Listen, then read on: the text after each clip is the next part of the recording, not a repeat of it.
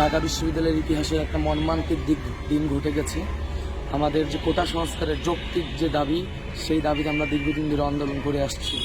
আজকেও আমাদের পূর্ব ঘোষিত কর্মসূচি ছিল।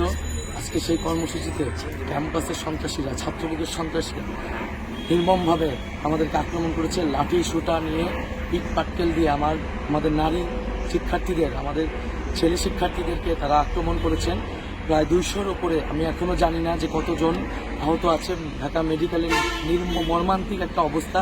করিডোরে করিডোরে সবাই, ছেলেরা মেয়েরা শুয়ে রয়েছে, চিকিৎসার কোনো ধরনের ব্যবস্থাও সেখানে নাই।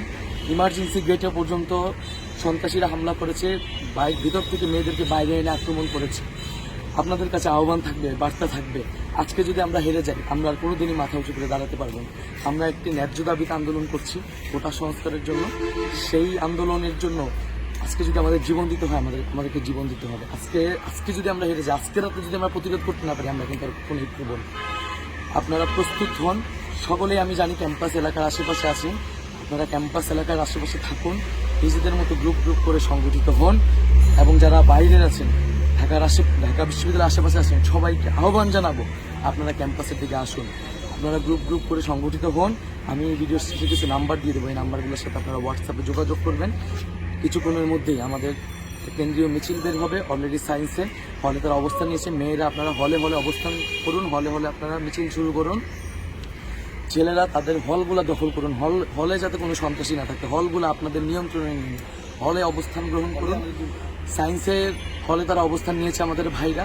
আমরা কিছুক্ষণের মধ্যেই মিছিল শুরু করবো, তবে বিচ্ছিন্নভাবে, সমন্বয়হীনভাবে আপনারা কেউ কোনো ধরনের প্রতিরোধে যাবেন না। আমাদেরকে একত্রে ঐক্যবদ্ধভাবে এই প্রতিরোধ গড়ে তুলতে হবে। আমরা কথা দিচ্ছি, আমরা আজকে থাকবো যতক্ষণ না বিজয় হচ্ছে, আমরা মাঠ ছেড়ে যাব না। আপনারা আমাদের আহ্বানে সাড়া দিন, আপনারা প্রতিটা হলে হলে সংগঠিত হন এবং আমরা যে নাম্বার দেব সেই নাম্বারে যোগাযোগ করেন এবং সারা দেশে যে যেখানে আসেন আপনারা নেমে আসুন। আপনারা অবরোধ, অবস্থান, বিক্ষোভ তৈরি করুন। ঢাকা শহরের স্কুল কলেজের সকল প্রতিষ্ঠানের শিক্ষার্থীরা আহ্বান করেছে, আপনারা যদি আজকে ঢাকা বিশ্ববিদ্যালয়ের শিক্ষার্থীদের পাশে না দাঁড়ান, একটা যৌক্তিক আন্দোলনের যদি পাশে না দাঁড়ান, তাহলে এই দেশের ভবিষ্যৎ অন্ধকার। বন্ধুগণ, আমাদের মেডিকেলে যারা সহায়তা দিতে পারবেন, আমাদের ব্লাড দরকার, সেখানে পর্যাপ্ত চিকিৎসা দরকার। চিকিৎসকদের কাছে আমরা আহ্বান জানাচ্ছি, আপনারা এখানে আসুন, অন্যান্য হাসপাতালে এখানে ট্রান্সফারের ব্যবস্থা করুন এবং সুসংগঠিত হন। নিজেদের মতো করে 10 জন, 20 জন, 30 জন করে সুসংগঠিত হন। আমরা যে নাম্বার দিব সেই নাম্বারে যোগাযোগ করুন। আমরা যে স্থানে বলবো সেই স্থানে এসে মিলিত হবেন। আমরা একসাথে আজকে প্রতিরোধ করব। ক্যাম্পাসে একজন সন্ত্রাসীরও ঠিকানা হবে, সকল সন্ত্রাসীর কাছে আমরা ক্যাম্পাস থেকে বিতাড়িত করব এবং আমাদের দাবি আদায় করেছে।